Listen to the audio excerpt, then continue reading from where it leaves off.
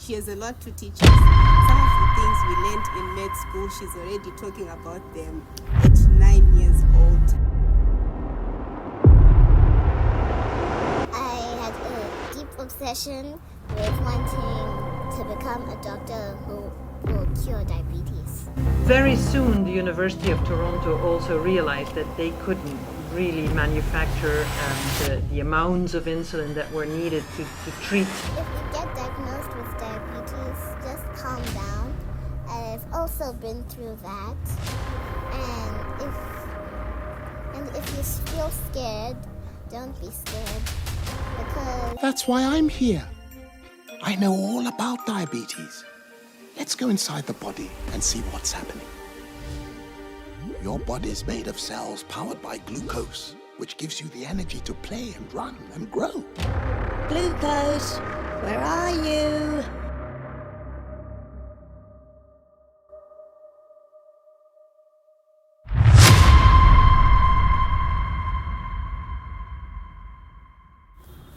Hello everyone, welcome to the PodMyth podcast, where we demystify medical myths and shed light into them.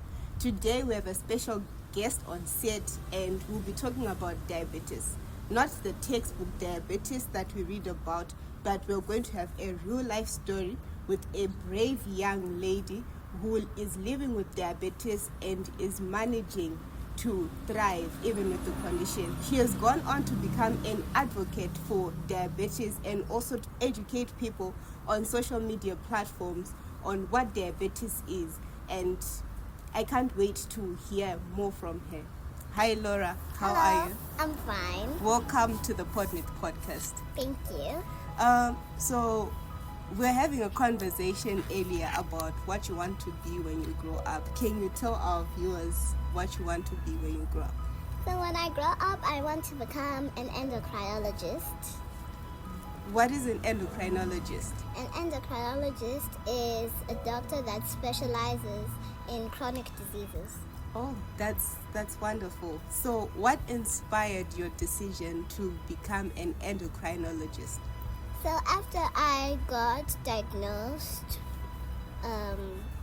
I had a deep obsession with wanting to become a doctor who will cure diabetes. Okay, so you want to specialize in diabetes. Yes. And you'd mentioned that you want to become a pediatric endocrinologist. I think that's very awesome. So let's get into this episode. Can you tell us your story from the beginning? So when it started, I had a cold that would not end even after we went to multiple trips to the hospital. Mm-hmm. All the antibiotics they gave us wouldn't work, and I had a thrush that didn't finish. So afterwards, one day when we were going to the hospital, I wanted to go to school. So before we got to the hospital, I passed out and I wouldn't be breathing. So when I got rushed to the hospital, they put me on oxygen, they gave me drips. Mm-hmm. That's when they ended up knowing that I fell into a coma. Okay. So I was in a coma for a few weeks until I woke up and I was notified that I have diabetes. So can you take us back to that moment when you were told that you had diabetes? What was going through your mind then? So when they told me I have diabetes, I was scared since I had heard everything that people are telling me that if you get diabetes, you may die, you'll get sick. And I was also afraid that people would laugh at me for having to carry around injections and testing machines. Okay. So how old are you, or how old were you then? When I got diagnosed, Yes. I was 9. Okay. And currently I am 10, turning 11 this year, When? on the 28th of October. Okay. So, were there signs before the diagnosis? Did you notice anything unusual that was happening in your body or with you? Before I got diagnosed, I had lost my appetite and started losing weight. Because usually I eat a lot, but my appetite went. Okay.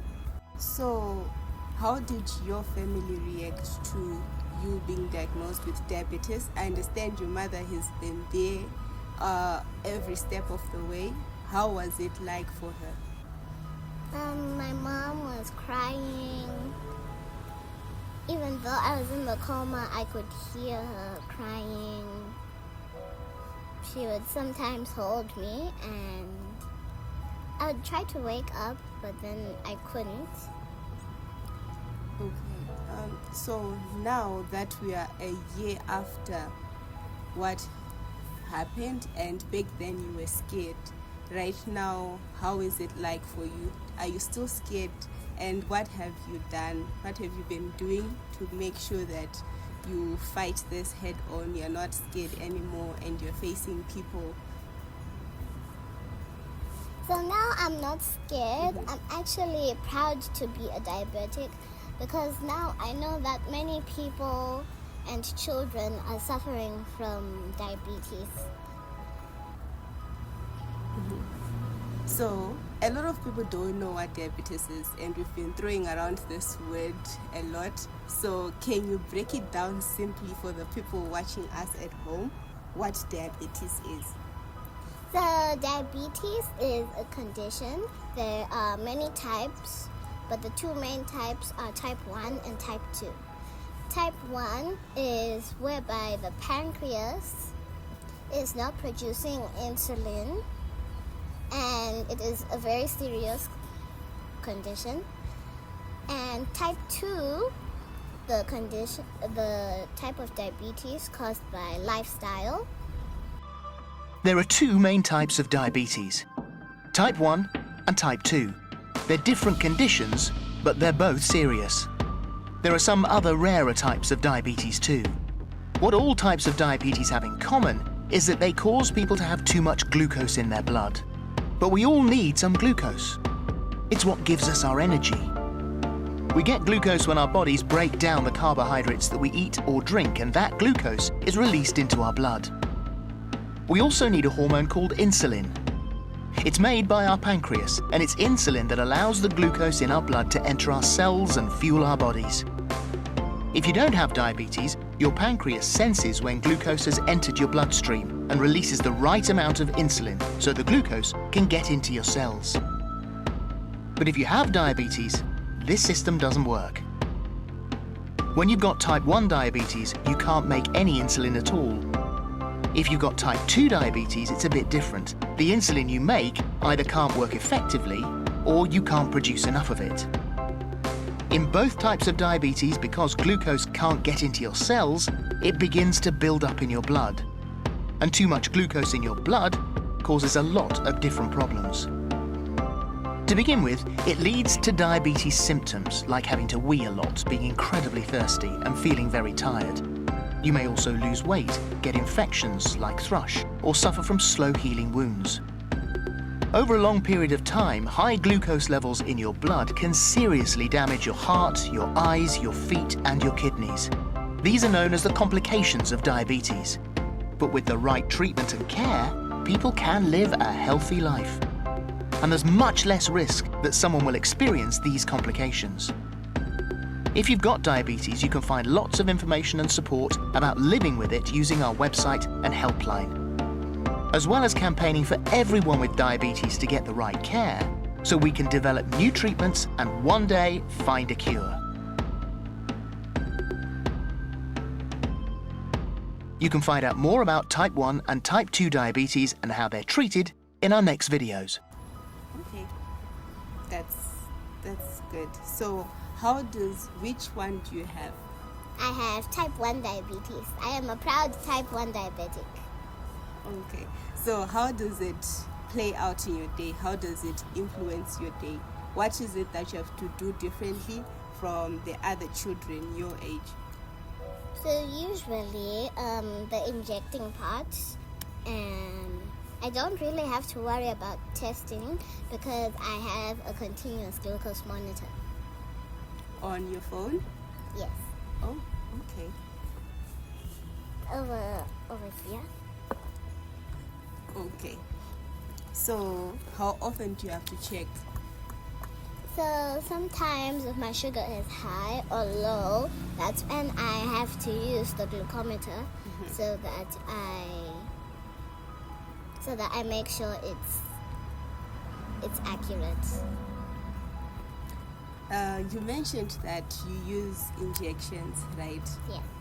So is that your preferred mode of delivery? We've wanted to get an insulin pump, but then the government in Zimbabwe makes them very expensive and we can't afford them. Okay. So what is it that other people out there who do not know about diabetes would be surprised to learn? Diabetes is a lifelong condition. Usually, the type 1 diabetics live with it forever, and sometimes they eventually become pre-diabetics.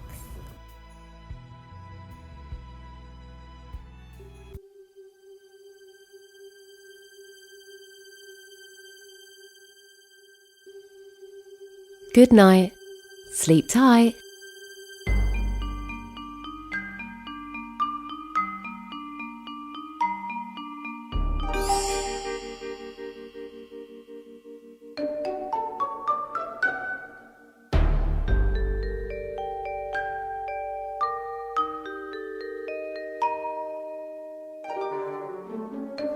Why me?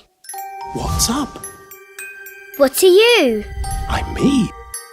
I'm here to help. What's up? I'm trying to work it out. I've got type 1 diabetes. I just want to know what it all means. That's why I'm here. I know all about diabetes. Let's go inside the body and see what's happening. Your body's made of cells powered by glucose, which gives you the energy to play and run and grow. Glucose, where are you? What time you call this? I'm waiting. Waiting.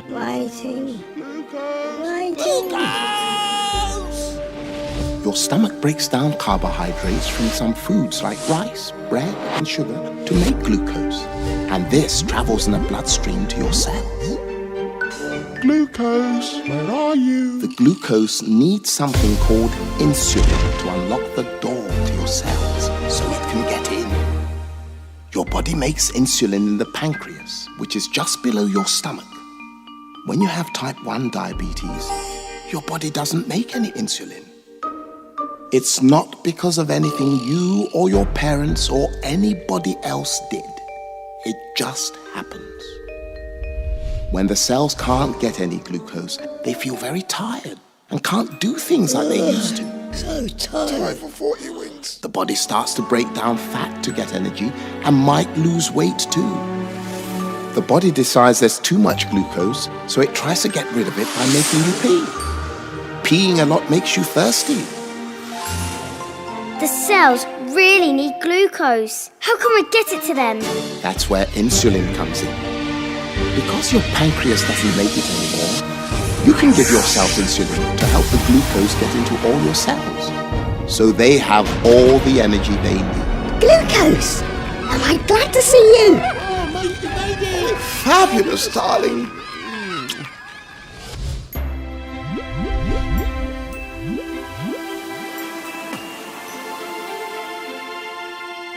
So then it's all okay? Yes, it's all okay. In fact, it's more than okay. You can do everything just the same as everyone else. And, of course, you get to meet me too.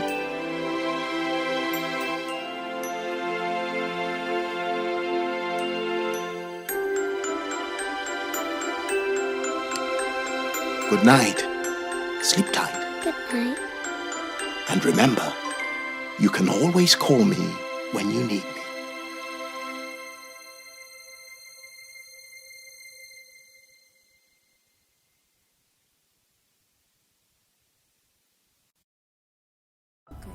So let's go into daily life. What does the daily life of someone living with diabetes look like? So when you wake up, you test yourself. And when you test yourself, if it's high, you have to inject and then you eat your breakfast. And if it's low, you eat your breakfast and then you inject afterwards. On the issue of breakfast, right? Food is a very big topic because you mentioned that type 2 diabetes is dependent on lifestyles, right? So do you have any restrictions when it comes to your diet, and how do you achieve that balance? So I have a few restrictions. I can't eat foods with lots of fat, can't eat foods with lots of carbohydrates, and foods with lots of sugar. All right. So what about when we're talking off set, you mentioned that you like sports and you gave me this big list of the activities that you do. How do you balance exercise and your diet? So for my diet, I have to make sure that I eat lots of carbohydrates before I go for sports. And I inject a little bit of insulin so that it doesn't go down when I go for sports. Okay. So you've learned to inject yourself. Yes. Has there ever been a time where you had to stop a workout because your sugar levels were now low? There was a time, so I was in hypo. It was on a Tuesday. We had gone for sports. We were practicing for inter-house competitions. So I went into hypo and I felt like I wanted to pass out. So I told the teachers, and since I had a plum, I ate a plum, but then my sugar levels did not rise. So I was at a point where I was now passing out, and then they rushed me to the class and gave me a bit of sugar, and then I revived. So now we're going to dive into the serious side of diabetes, and you've already taken us there by mentioning the hypo state. So what is it that someone experiences when they are now in the hypo state? You can add on to what you said about your own experience and what you've read about from your studies of the condition. So when a person goes into hypoglycemia, they start feeling weak, they start sweating, and sometimes they get shivers and they start shaking. So in hypoglycemia, sometimes you may start feeling sleepy, and you should know that it's a sign that you're that you're almost passing out. Okay, so how does a person who is in that state manage the condition? What needs to be done then? So when you're in hypoglycemia, you are supposed to have sweets, glucose pills, even glucose powder if you have it. So this is the time when a person passes out and gets into a coma. No, when the sugars are high, that's when they get into a coma. Hypoglycemia is dangerous because the person is at the risk of getting brain dead. That sounds pretty serious. So let's talk about the high sugar levels. What's the difference now when someone, because what we all know as the general population is if you eat too many sweets, you're going to have a sugar rush. That's what we know, and we stop there. So in terms of diabetes, right, when someone gets into a hyperglycemic state, how does that look like? So, just like I said, for hypoglycemia, the person starts sweating. They feel tired, even though they were fine. So when their sugars go high, you may start having hallucinations. And it also happens in hypoglycemia. So if it's high, you should tell the person to drink water. And if they're too weak to drink water, maybe a few units of insulin would be okay to put their sugars down. So, have you ever had any moment where you got into a hyperglycemic state? I think it was last year when it happened. I tested my sugars and it was high.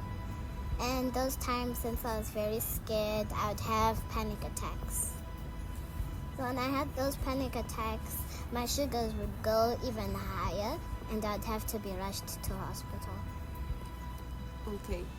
Can you tell us about DKA? How does someone get into a state of DKA? So when a person goes into DKA, the sugar in their body would be too much and the sugar turns into ketones. So ketones are what make you go into DKA. In full, which is? Pardon? DKA in full.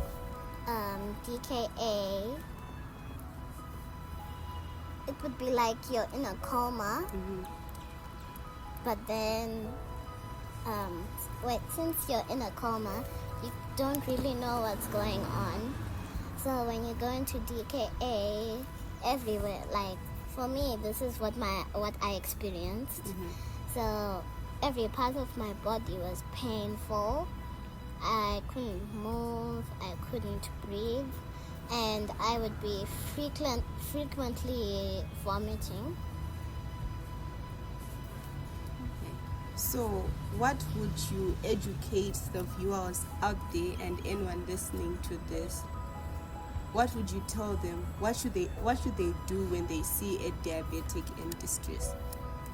So, if you see a diabetic in distress, ask them to check their sugars.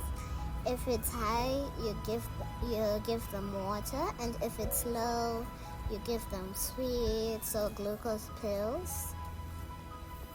And just to check if they're okay. If it's high, you rush them to the hospital if the water is not working.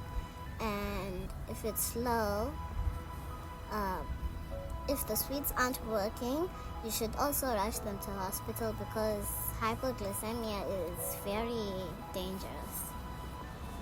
Okay, that was a very enlightening chat that we had.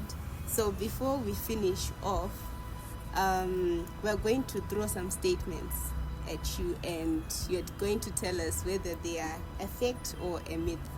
Can I start? Okay, the first one is diabetics cannot eat sugar. That is a myth because during hypoglycemia, that's when diabetics can eat sugar or something sweet. Okay, that's correct. That's good. So the second one is only older people can get diabetes. That is a myth because type 1, you can be diagnosed even at a young age. And you are a testimony of that, right? Yes. Yes. And then the third one is insulin cures diabetes. Insulin doesn't cure diabetes, which means it is a myth because insulin puts your sugars down or keeps them normal. And then the last one is diabetes is not that serious. That is a myth because diabetes is a very serious condition, and if you do not pay close attention to it, it's either the sugars could go down or they could rise. So as we conclude this session, what would you like to say to someone who's newly diagnosed with diabetes? If you get diagnosed with diabetes, just calm down. I've also been through that. And if you feel scared, don't be scared, because diabetes, you can go through this condition as long as you have trust in yourself. That's awesome. And what is one thing that you wish people understood about people living with diabetes? I wish that people understood that we're not different from them. It's just that sometimes our pancreas doesn't produce insulin, and we still do the same things as them. And the last one, what keeps you going every day? My mom keeps me going every day. Constant reminders, making me feel loved. That's all I need to keep myself going. So what is it that we have to say to Mom today? Thank you, Mom, for all the support that you've given me. All of this means a lot to me. Okay, living with someone who is diabetic is something that we all need to learn. I'd never lived with anyone who was diabetic, but I've had to learn the pros and the cons, the do's and the don'ts. But it has been an experience, and it's something that we all can do. This is just a condition. It's not a life-threatening episode, but it's a condition that we can all live with. It's a condition that we can help our children, our older parents and family members to overcome. They need support. Emotional support is very important. That's one thing that I've noted. Emotional support is very important. Making sure that they know they are loved. Making sure that they will survive.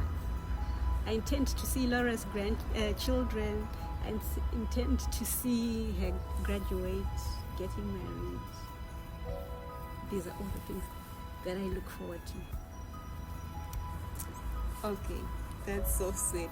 So that's it, viewers. On this episode, we had an emotional but life-changing story by Laura, and we hope you learned something from her experience, and continue watching her content online. She has a lot to teach us. Some of the things we learned in med school, she's already talking about them at 9 years old. I find that very impressive. May you drop your comments, and our encouragement to you is to stay informed, stay aware, and also remember that PodMyth is here to demystify medical myths and separate the myths from medicine. And that's it from us. Thank you for watching, guys. Love you. Everybody say diabetes! Diabetes!